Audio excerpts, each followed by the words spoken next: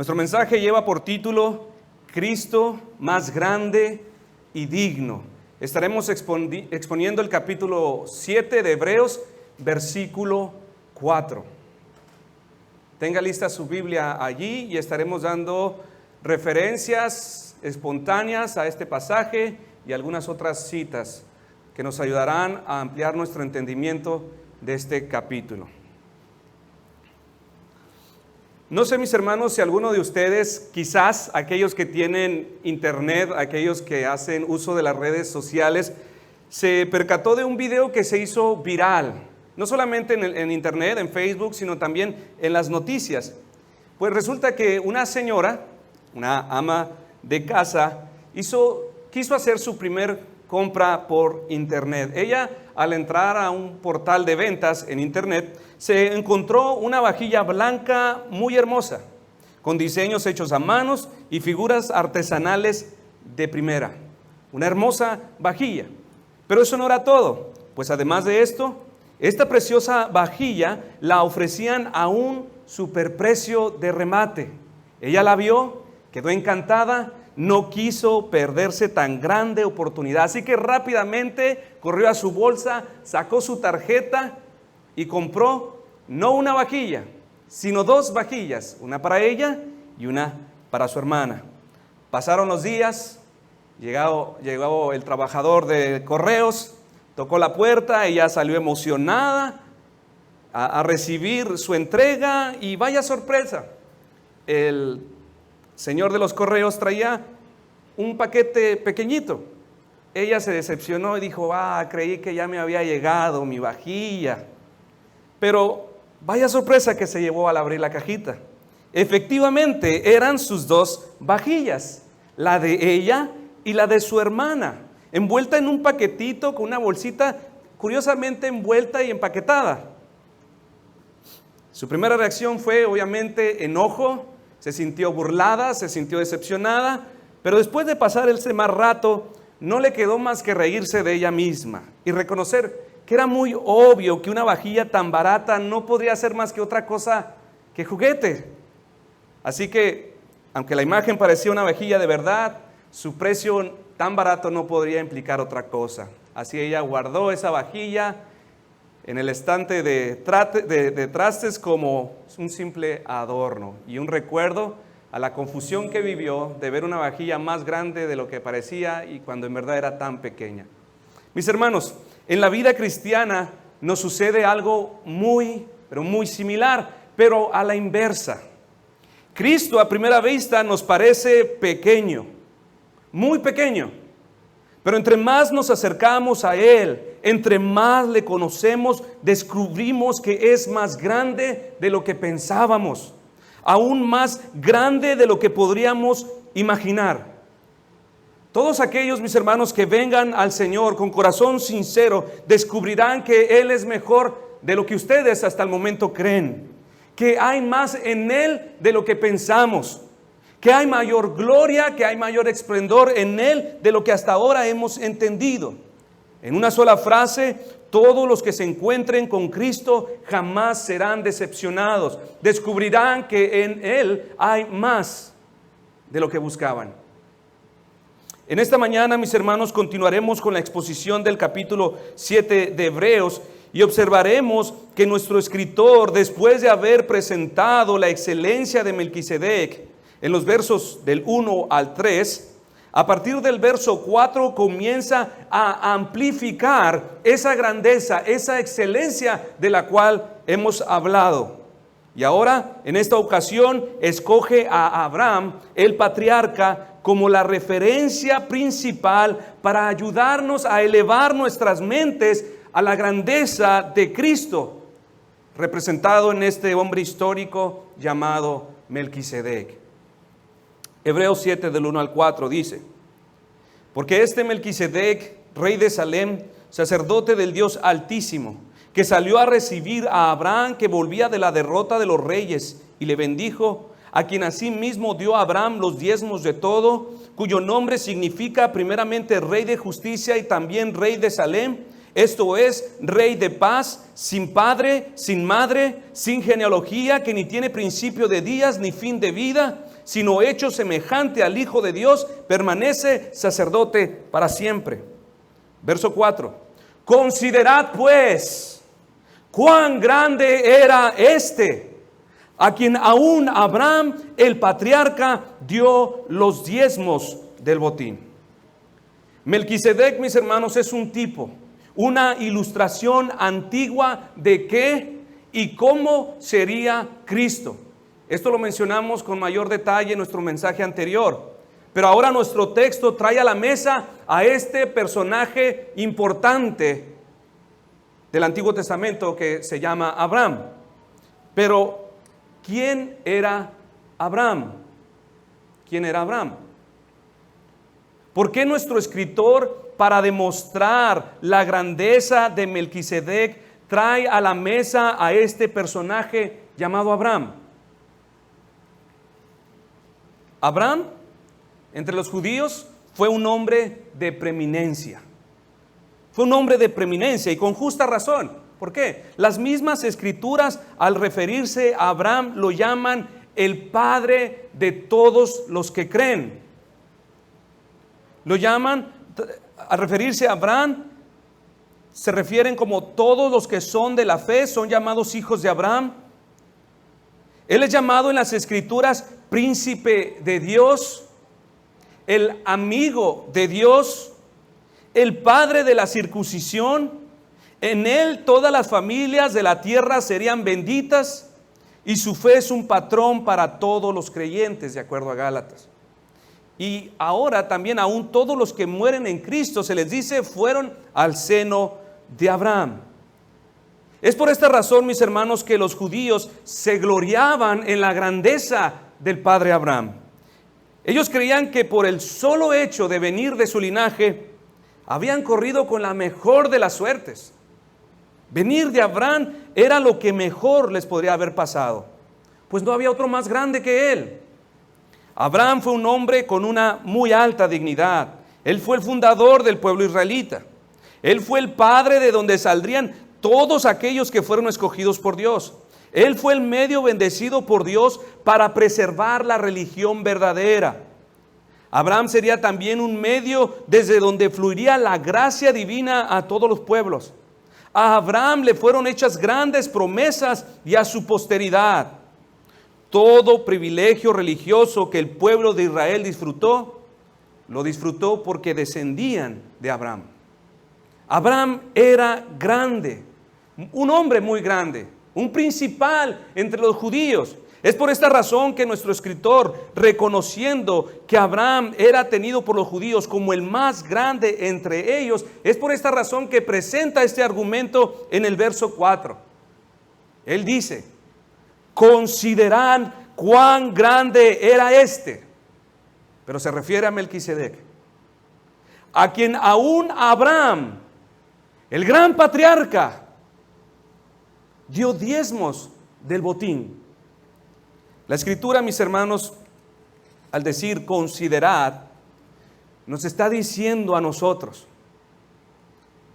enfoquen su vista, miren con atención, examinen desde todos los ángulos lo que aquí se les está presentando, agudicen sus facultades mentales y esfuércense por ver.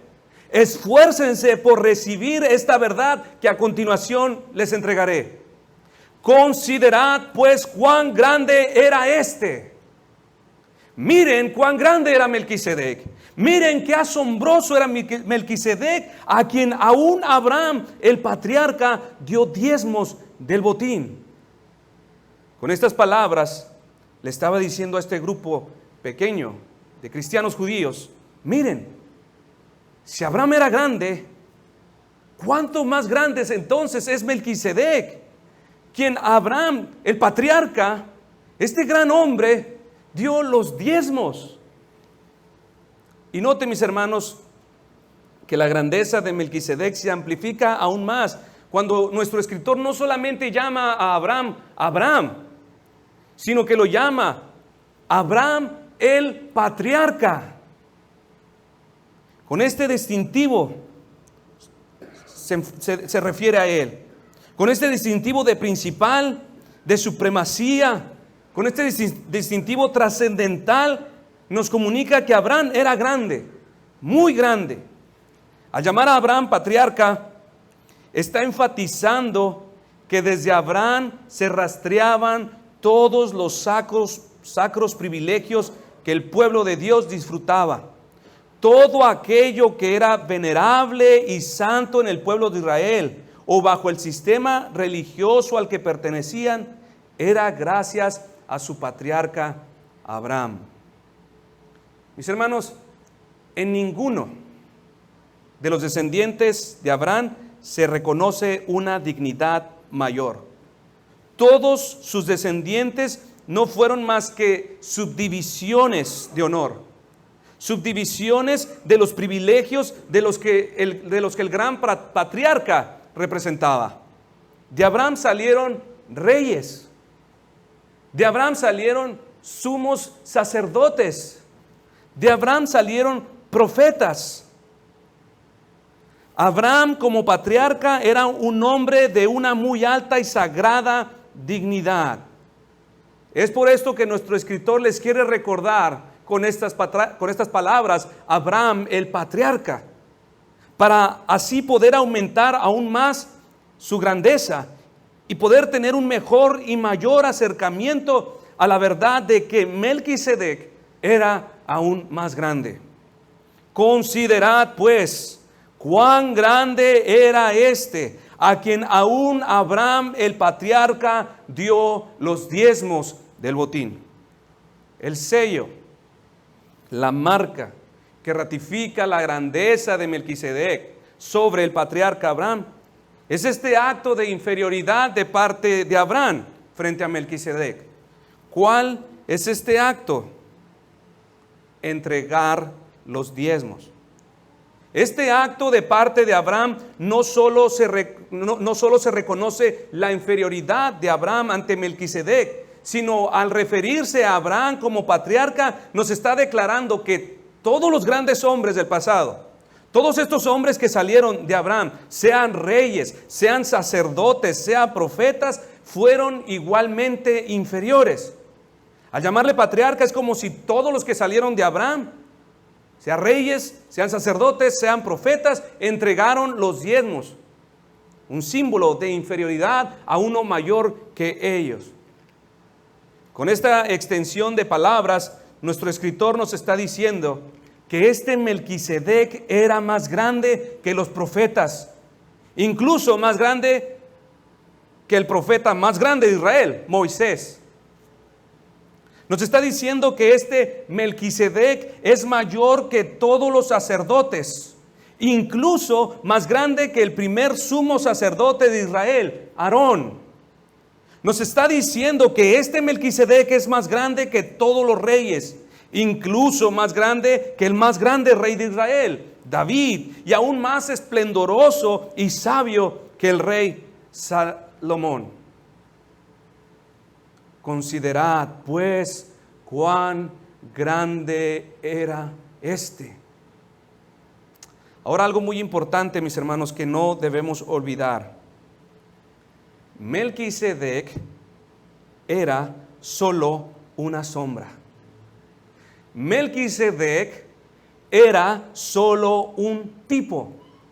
Melquisedec era una pequeña flama que Dios encendió. Y se nos dice, considerad pues cuán grande era este. Mis hermanos, si esto es dicho de la sombra, si esto es dicho de un tipo, cuánto mayor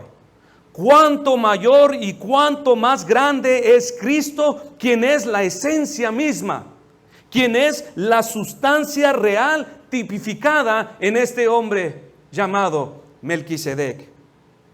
Melquisedec, como un tipo, nos señala la grandeza incomparable de Cristo, quien es más grande y más extraordinario que todos los hombres de la Biblia. Y este testimonio, mis hermanos, se nos recuerda en cada página del Nuevo Testamento. y da abundantes pruebas que nos enseñan que Cristo era más grande que todos los hombres. Por ejemplo, Cristo es mayor que el sacerdote Aarón, de acuerdo a Hebreos 7:27, porque Aarón presentó sacrificios, pero Jesús, siendo mayor que Aarón, Él se presentó a sí mismo como el más grande sacrificio. Cristo es mayor que el profeta Moisés. Hebreos capítulo 3, del 3 al 6 dice, porque de tanto mayor gloria que Moisés es estimado digno refiriéndose a Cristo, cuanto tiene mayor honra que la casa el que la hizo, porque toda casa es hecha por alguno, pero el que hizo todas las cosas es Dios. Y Moisés a la verdad fue fiel en toda la casa de Dios como siervo, como esclavo, para testimonio de lo que se iba a decir. Pero Cristo no es un esclavo, como hijo sobre su casa. Cristo es mayor que el rey David, de acuerdo a Mateo 22, 43 al 44. Pues en este pasaje Jesús enseña que David se refirió a él como su Señor. Él les dijo entonces, ¿cómo es que David en el Espíritu le llama Señor? Dijo el Señor a mi Señor, siéntate a mi diestra hasta que ponga a tus enemigos debajo de tus pies. Pues si David le llama Señor, ¿cómo es hijo? Cristo es mayor que el rey Salomón, de acuerdo a Mateo 12:42. Dijo el Señor Jesús, la reina del sur se levantará en el juicio con esta generación. No es la serie de Netflix, ¿ok? Y la condenará, porque ella vino de los confines de la tierra para oír la sabiduría de Salomón. Y Jesús dijo, he aquí más que Salomón en este lugar. Cristo es mayor que Abraham. Juan 8:58, Jesús les dijo, de cierto os digo, antes que Abraham fuese, yo soy. Así, mis hermanos, este Melquisedec es más grande que Abraham. Y como patriarca nos dice que juntamente con él también todos los que de él salieron, repito, sean sacerdotes, sean reyes o sean profetas. Pero siendo Melquisedec solamente un tipo de Cristo, una sombra, la esencia de lo que es la esencia, que es Cristo, nos revela entonces que en Cristo hay un mejor mediador, que en Cristo hay un mejor libertador y profeta de lo que fue Moisés. Nos está diciendo que en Cristo hay un mejor cordero y sacrificio que los que presentó el sacerdote Aarón. Que hay un mejor guerrero y vencedor en Cristo que nos dio la victoria de lo que fue David. Que hay mayor esplendor y sabiduría que la que hubo en Salomón. Que hay uno mejor que salió y dejó su casa celestial para crear un mejor pueblo de lo que hizo Abraham. Dice la palabra, considerad pues cuán grande era este. Iglesia, esto de una manera imperativa se los está diciendo la palabra de Dios que ha sido inspirada, que ha salido de su boca. Considerad cuán grande era este.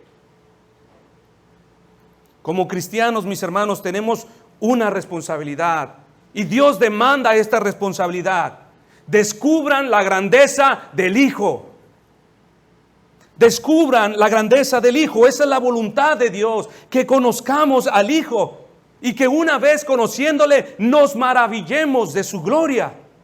Es su voluntad que conozcamos al Hijo íntimamente hasta ser maravillados por su inmensurable grandeza. Es su voluntad que observemos al Hijo hasta que seamos abrumados de temor y asombro. Porque solamente así, mis hermanos, mis hermanas, podrás amarle correctamente. Solamente así podrás desearle correctamente y adorarle debidamente. Considerad pues cuán grande era este. Estas palabras son dichas para que nosotros volteemos a Cristo y nos maravillemos de Él, de su grandeza. Ahora, mis hermanos, después de considerar cuán grande era este, observemos por un momento a Abraham. Abraham, quien no solamente está para ser eclipsado por la grandeza inmensurable de Cristo, sino que también está ahí presente para hablarnos de la actitud correcta, de la actitud que Dios aprueba y bendice y que espera de todos nosotros hacia Cristo. La Escritura dice: Abraham dio los diezmos a Melquisedec. Este acto de parte de Abraham no solamente nos comunica la inferioridad de Abraham frente a Melquisedec, sino también nos da un principio para conocer cuál debe ser nuestra actitud hacia Cristo. Lo primero que se nos dice es: Abraham dio. Esta palabra dio en el griego no significa prestar, no significa pagar un impuesto o servicio, tampoco significa abonar a una deuda. Esta palabra dio en su original significa distribuir, dar con libertad, dar con alegría. Significa dar con voluntariedad, dar sin doble ánimo, dar con demostración de amor. Ahora, mis hermanos, entiendo si muchos de ustedes al observar esta frase les es difícil entender la palabra Dios como un acto de libertad, como un acto de alegría, de voluntariedad. Es difícil, ¿por qué? Porque esta palabra aparece pegada con otra y es diezmos. Dio diezmos. Entonces sería difícil relacionar esta palabra dar como un acto libre cuando está junta con la palabra diezmos. Sería difícil entenderlo como un acto libre, como voluntario. Más bien lo entenderíamos como un deber, como una imposición o como un impuesto requerido por un superior. ¿Por qué esto es así? Es así, mis hermanos, porque en muchas iglesias, y entre ellas bautistas, fundamentalistas, conservadoras, presbiterianas, etcétera, etcétera, erróneamente han mezclado los diezmos de la ley, o sea, el sistema tributario de Israel, con la entrega de ofrendas voluntarias. Entonces, mis hermanos, para entender la actitud correcta de Abraham, es importante que primero entendamos este ejemplo de Abraham. ¿Por qué dice o es pertinente decir dio diezmos? Necesitamos distinguir lo que fueron los diezmos como tributos o pago de impuestos de las ofrendas voluntarias. Bajo el gobierno teocrático de Israel, en el Antiguo Testamento, Dios exigía los diezmos del pueblo. Y estos eran obligatorios en el Antiguo Testamento. Quienes se encargaban de la administración de estos diezmos, de estas aportaciones eran los sacerdotes y levitas. Ellos eran los gobernantes de la época. En el Antiguo Testamento, además de esto, también se registran ofrendas voluntarias, donde no se fijan cantidades, días, proporciones, nada. Estas ofrendas no tienen nada que ver con los diezmos que la ley le exigía a Israel. Por ejemplo, algunas ofrendas voluntarias que aparecen en el Antiguo Testamento, una de ellas fue la primera ofrenda voluntaria que encontramos, es la de Caín y Abel, en Génesis 4. Más adelante aparece una segunda ofrenda voluntaria que encontramos en Génesis 8, cuando Noé ofrece un sacrificio como un acto de gratitud al ser preservado durante el diluvio juntamente con su familia. En ambos casos no aparece ningún mandamiento o estipulación, indicaciones o reglas referente a esto. Un tercer ejemplo lo encontramos con el primer patriarca Abraham en Génesis 12:7, quien después de haber sido llamado por Dios para hacer de él una gran nación, Abraham edifica un altar para Jehová. Y además, entre estas ofrendas voluntarias, encontramos en Génesis 14, del 17 al 20, el pasaje al que estamos haciendo referencia, la primera mención del diezmo. Y dicha mención, mis hermanos, que estamos abordando, este diezmo que fue entregado por Abraham al Melquisedec, no es el mismo diezmo de la ley. Ojo, es importante que observemos esto, que aunque la palabra haga mención de este diezmo, este diezmo al que nuestro escritor hace referencia es un diezmo que fue libremente entregado. Abraham dio este diezmo cientos de años antes de que Dios diera una ley a Israel referente a sus diezmos. Esto sucedió muchos años antes. a estos diezmos, a estas aportaciones obligatorias que Moisés le entregó al pueblo de Israel. Fue específicamente, mis hermanos, en la época de Moisés cuando Dios dio una ley y nombró sacerdotes para que fuesen responsables de operar en el templo y dirigir todo lo referente al gobierno teocrático de Israel. Gobierno teocrático, Dios era el gobernante directo de este pueblo y lo hacía por medio de sacerdotes. Y bajo la teocracia de Israel fue que Dios impuso 3 diferentes tipos de diezmos, los cuales también podemos llamar impuestos. Y esto es importante para que podamos entender la naturaleza de este impuesto.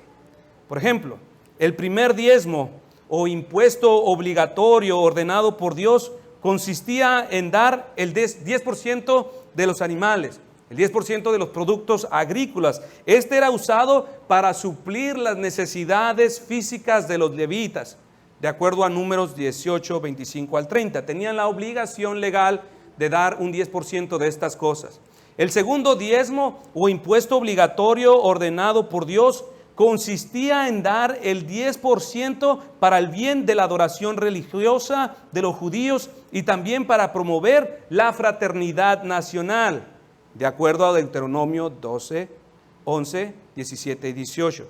Este diezmo era llevado a Jerusalén para solventar todos los gastos de las festividades, todos los eventos religiosos y para que los pueblos que estaban bajo el judaísmo tuvieran esa fraternidad por medio de sus fiestas, tal y como nosotros, ¿no? Hay que hacer comida para socializar entre nosotros. Y el tercer diezmo que aparece, o impuesto obligatorio ordenado por Dios, consistía en el 10% de los productos recolectados durante 3 años. Esto equivalía a 3% anualmente. Este era un diezmo para ayudar al extranjero, al pobre, al huérfano y las viudas, de acuerdo a Deuteronomio 14, 28 al 29. Así, mis hermanos, Israel tenía una obligación tributaria, una base gravable del 23% en tipos de diezmos obligatorios. Así que no se refería a 10%, sino que eran distintos diezmos y por eso aparece en plural esta palabra. Sin embargo, el 23% no era todo lo que tenían que pagar por mandato. Además de esto, tenían requisitos adicionales que al final, para no entrar en mayor detalles, sumaban 25% en contribuciones, en impuestos al gobierno teocrático. Así, mis hermanos, que el diezmo al que nuestro escritor hace referencia en Hebreos no es ninguno de estos tipos de diezmos. No debemos confundir este diezmo que entregó Abraham a Melquisedec, el cual fue voluntario, fue alegre y de corazón. No lo debemos confundir con los diezmos obligatorios y punibles que vinieron después bajo el gobierno teocrático de Israel con Moisés. Muchos dirán, amén, sabía que el diezmo no es obligatorio, no es requerido, porque pertenece a la ley. Está en lo correcto, mis hermanos. Sin embargo, la mayoría de quienes hacen esto no han entendido bien y mucho menos están apelando necesariamente a que aprendamos a dar voluntariamente con una actitud de gozo, con una actitud de libertad, de alegría y amor, como lo harían ellos. Cada vez que un hombre defiende o presenta objeciones en contra de los diezmos, más que lo que está haciendo es justificando la mezquinidad de sus corazones. Está justificando la tacañez de su codicia, apelando no que puede dar más, sino que puede dar menos del 10% porque no es obligación, porque no es requerido en el tiempo de la gracia. Entonces, por lo general, personas que apelan en contra del diezmo, lo cual es verdad, no están obligados, lo hacen no porque quieren dar más, sino porque quieren dar menos. Pero si observamos, mis hermanos, por un momento, las ofrendas voluntarias registradas en la Biblia, nos percataríamos que estas ofrendas voluntarias, dadas con el corazón, dadas con alegría, con gozo, con amor, eran mucho, mucho más abundantes que los diezmos que por ley se les exigía al pueblo. Las ofrendas voluntarias eran más abundantes. ¿Recuerda cuando Dios le encargó a Moisés construir el tabernáculo? Dios le pidió a Moisés que de piedras preciosas, materiales, oro, telas y todo tipo, pidiera, y Moisés lo dijo de corazón, todos los que quieran dar voluntariamente. ¿Qué es lo que pasó, mis hermanos? En Éxodo 36 se registra la abundancia del corazón de aquellos que dan voluntariamente. Y hablaron a Moisés diciendo, el pueblo trae mucho más de lo que se necesita para la obra que Jehová ha mandado que se haga. Entonces Moisés mandó pregonar por el campamento diciendo, ningún hombre, ninguna mujer haga más por la ofrenda del santuario. Así se les impidió al pueblo ofrecer más. Es en el Antiguo Testamento. Y hay más ejemplos. En el Nuevo Testamento tenemos otro ejemplo de las ofrendas voluntarias, y este caso con los hermanos macedonios, donde además se nos dice que este tipo de ofrendas brotan de la gracia, de un corazón que ha hallado la gracia en Dios. Segunda de los Corintios 8, del 1 al 4. Ahora, hermanos, os damos a conocer la gracia de Dios que ha sido dada en las iglesias de Macedonia. Pues en medio de una gran prueba de aflicción abundó su gozo, y su profunda pobreza sobreabundó en la riqueza de su liberalidad. Porque yo testifico que según sus posibilidades y aún más allá de sus posibilidades, dieron de su propia voluntad, suplicándonos con muchos ruegos el privilegio de poder participar en el sostenimiento de los santos. Ahora, mis hermanos, algunos de ustedes se sorprenderían al descubrir que tanto en el Antiguo Testamento como en el Nuevo Testamento existe un paralelismo exacto a la hora de dar. Tal y como cuando el pueblo de Dios bajo la teocracia estaba obligado a pagar sus diezmos para que sus sacerdotes lo administraran, hoy el pueblo de Dios está obligado a pagar impuestos, pero no bajo una teocracia, sino bajo una democracia donde confía a sus gobernantes la administración de sus contribuciones, los cuales, si alguno de ustedes evade, son castigables, son requeribles, tal y como en el Antiguo Testamento. Y preguntaría a alguien, ¿y qué de las ofrendas voluntarias? Bueno, estas son mucho más abundantes, estas son mucho más excelentes, pues son frutos de la gracia, son frutos de la obra regeneradora de Dios en el corazón. Estas son dadas con alegría, estas son dadas con gozo, con amor. ¿Y qué cree? De estas dos el Señor escogió para sí las voluntarias. Este es el principio neotestamentario de 2 de los Corintios 9:7. ¿No lo acaba de leer el hermano? Cada uno dé como propuso en su corazón, no con tristeza, ni por necesidad, porque Dios ama al dador alegre. Él está diciendo, voluntarias, ofrendas voluntarias. Este es el principio. En el Nuevo Testamento, los creyentes somos libres de dar según hayamos propuesto en nuestros corazones. No hay una ley, mis hermanos, que nos obligue a dar cierta cantidad. No hay una ley para nosotros que nos obligue a dar un porcentaje establecido. Entonces, de esto podemos extraer un principio. Somos libres de dar según propusimos. Sin embargo, como cristianos, no somos libres de dar sin alegría, sin gozo y sin amor. Como cristianos, nuestra principal preocupación a la hora de dar no debe ser cuánto voy a dar, con cuánto me voy a quedar, sino con cuánta alegría y amor daré. Este es un principio, mis hermanos. Es un principio para los cristianos. Es un principio para nosotros. Nuestro problema no es cuánto vas a dar, cuánto se requiere, sino con cuánta alegría, con cuánta voluntariedad estás dispuesto a dar lo que das. Y esta fue precisamente, mis hermanos, la actitud de Abraham al dar los diezmos al Melquisedec. Actitud que fue aceptada por Dios. Actitud que fue bendecida por Dios. Actitud que es digna de imitar por todos nosotros. Esta actitud fue aceptable y bendecida por Dios. Y fue por varias razones, mis hermanos. Y quiero darles algunos principios de por qué esta actitud de parte de Melquisedec, porque vemos más adelante en unos versos que Melquisedec bendice a Abraham. Primero, la primera razón por la que esta actitud es aceptable y bendecida por Dios al entregar sus diezmos es porque Abraham entrega sus diezmos como un reconocimiento de la dignidad de Dios por medio de Melquisedec. Como decíamos, los sacerdotes en el tiempo de la ley recibían los diezmos como una recompensa a su servicio. Lo recibían como un medio para suplir sus necesidades. Ellos no tenían propiedades, ellos no tenían trabajos fuera del templo, así que el pueblo estaba obligado a dar sus diezmos porque de ello dependían los sacerdotes.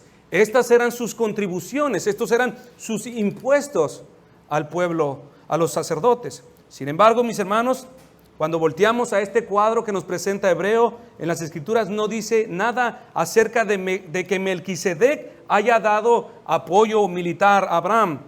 Tampoco existe algún registro que sugiera que Melquisedec ofreció algún tipo de servicio sacerdotal o religioso a Abraham.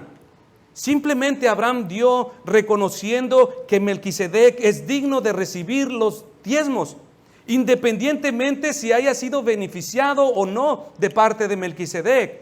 Abraham entrega los diezmos a Melquisedec no como para suplir las necesidades de Melquisedec, sino como un reconocimiento de su grandeza, de su dignidad. Pues las Escrituras, además de decir que Melquisedec era sacerdote, también nos dice que era rey, y un rey no tenía necesidad de vivir de la dádiva de los hombres. Como cristianos, mis hermanos, nosotros no damos a Dios porque Él tenga necesidad de nuestro dinero o porque necesite algo de nosotros. Él es autosuficiente. Tampoco damos a Dios como esperando algo de su parte, sino que debemos dar como un acto de reconocimiento a su grandeza y dignidad. Damos por causa de quién es Él. Esto hizo Abraham, por esto fue bendecido. Segunda razón por la que Dios aceptó y bendijo a Abraham es porque Abraham dio a Melquisedec reconociendo que Dios es poderoso. Abraham regresaba victorioso de una gran batalla contra 4 reyes. Así que Abraham no podía más que reconocer que este triunfo sobre sus enemigos no se lo debía a nadie más que al favor de Dios, quien le bendijo. Así que este encuentro con Melquisedec era una oportunidad para ofrecer a Dios, por medio de un representante terrenal, su agradecimiento. Piensen por un momento, mis hermanos. Abraham regresaba no de las compras, no de pagar algo que debía en la COPE. Él regresaba de una guerra. Si hay algo que implica mucho gasto, mucha inversión de recursos, muchas pérdidas, son las guerras. Y a su regreso, al encontrarse con Melquisedec, Abraham no dijo: bien, en esta ocasión no te puedo dar, hoy mi situación lo amerita. Tampoco pensó: bueno, he tenido tantos gastos que será mejor que dé cuando me recupere.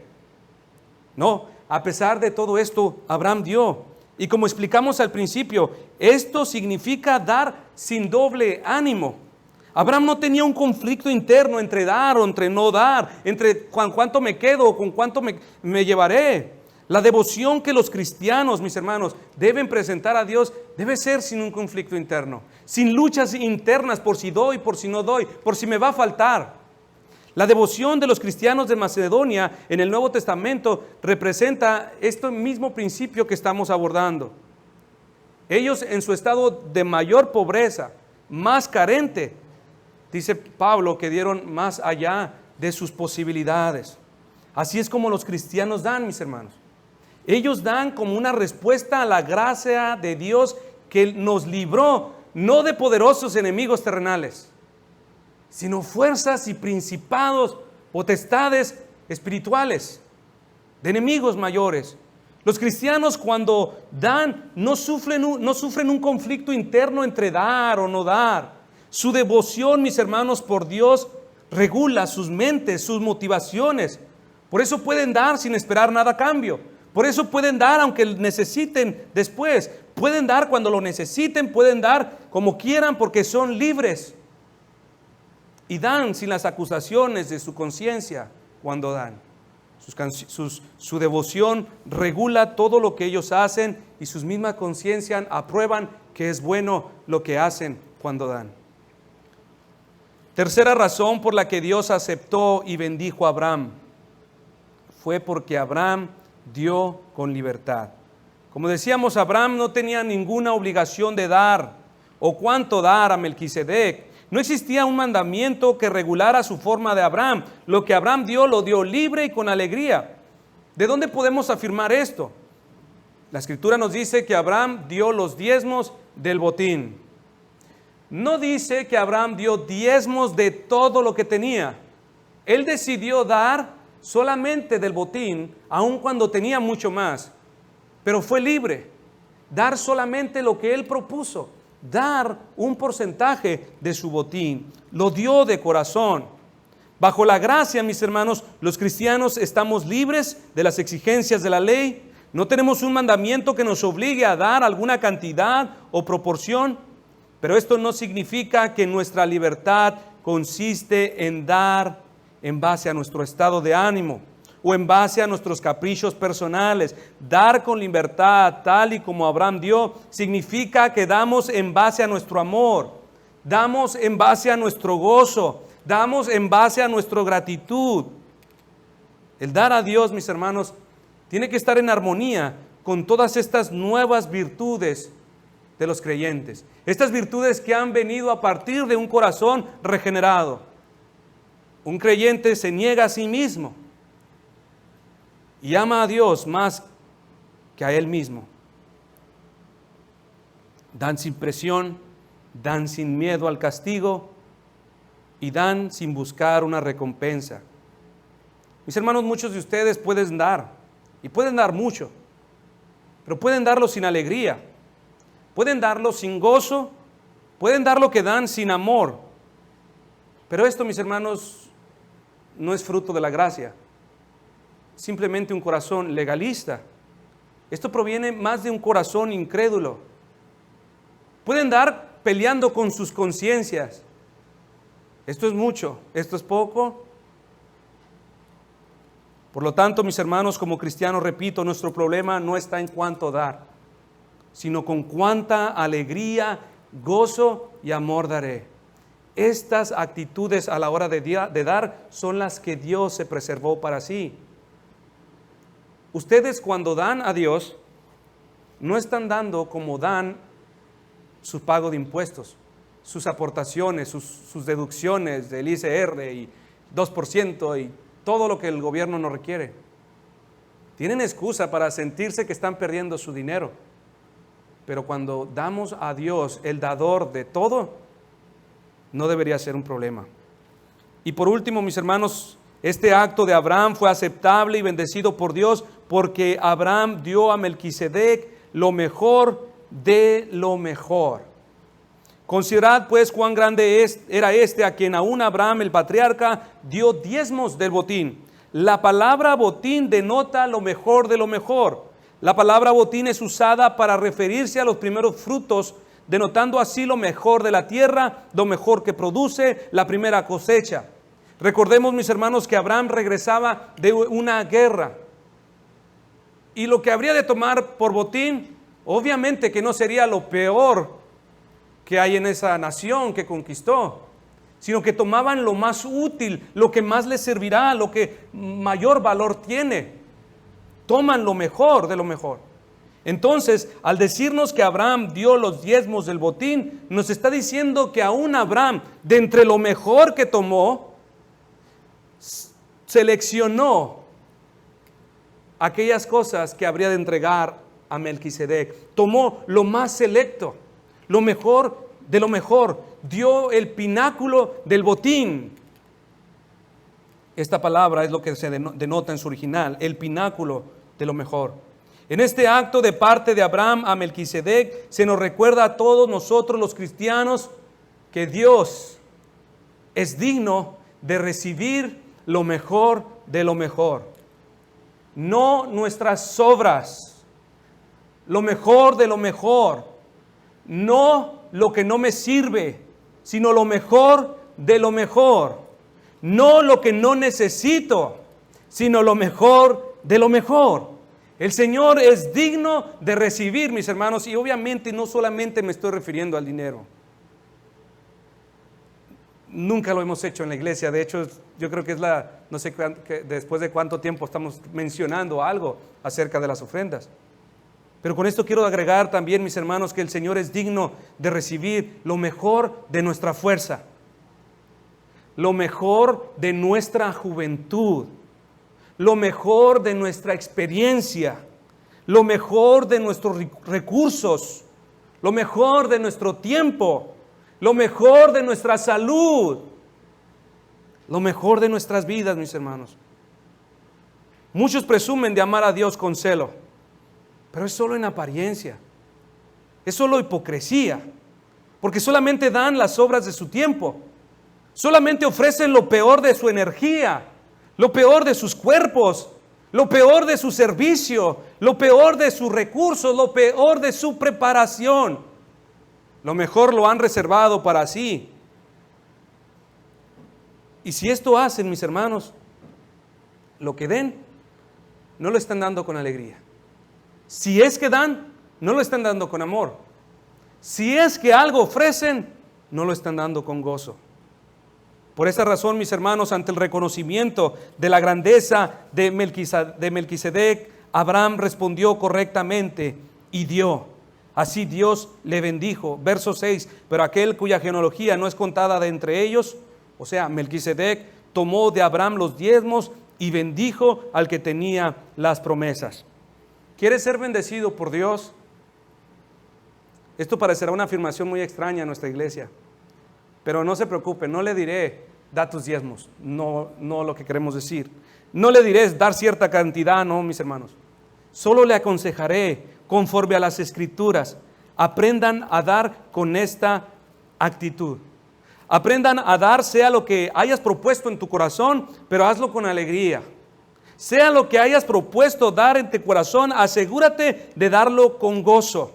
Asegúrate que lo das con amor, como un reconocimiento a aquel que te provee todo lo que necesitas y que te ha sostenido desde antes de que creyeras en Él. Si decides dar el 10%, está bien, no hay problema. Si decides dar menos, está bien. O si decides dar 30%, pues está bien.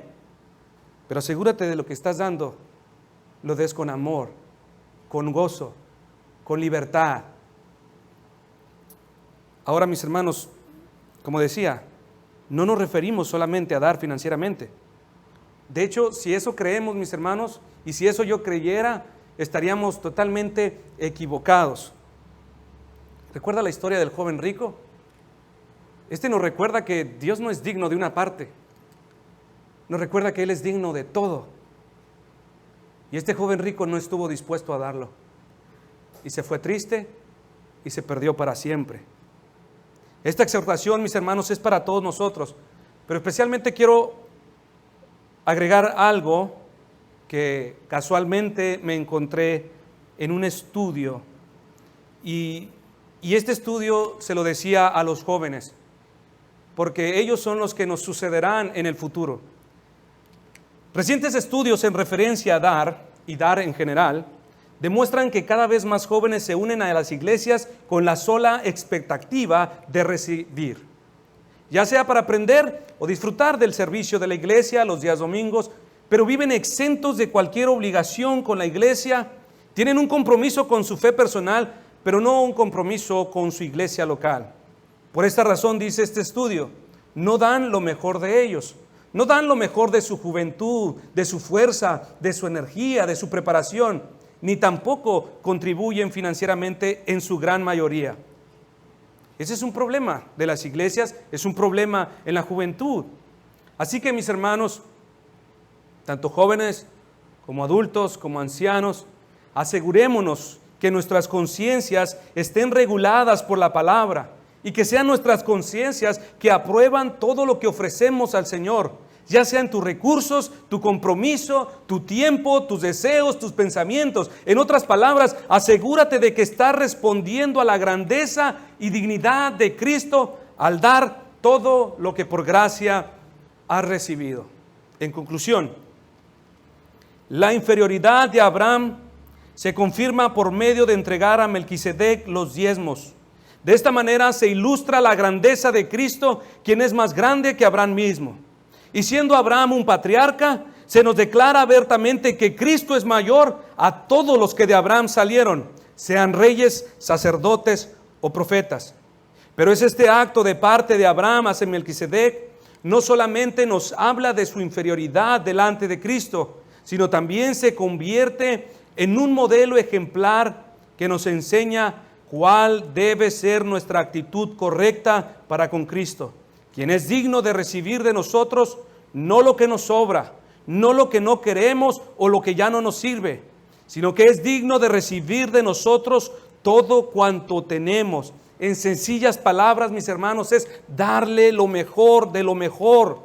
Y cuando lo hagamos, asegurémonos de darlo con libertad, con la alegría, con gozo y amor. Solo así, mis hermanos, demostraremos que la gracia de Dios está en nosotros. Oremos.